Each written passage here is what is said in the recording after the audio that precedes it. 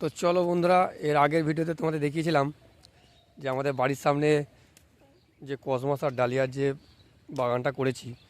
তো সেগুলো কীভাবে পরিচর্যা করি সেগুলো তার আগের ভিডিওতে দেখেছো। তো সেগুলোর এবার কুড়ি থেকে ফুল এসেছে। তো পুরোপুরি এখনও ফুল ফুটে ওঠেনি। দেখো কসমসগুলোতে ফুটতে আরম্ভ করেছে ফুল। তো দেখো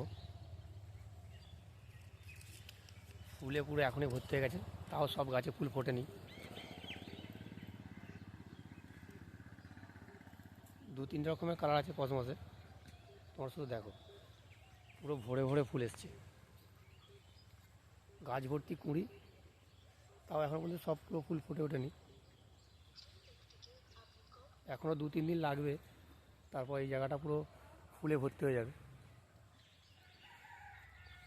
এর আগের ভিডিওতে দেখবে তোমরা আমাদের এই ঝিলটাতে জল ছিল না, তো এই রবি শস্যের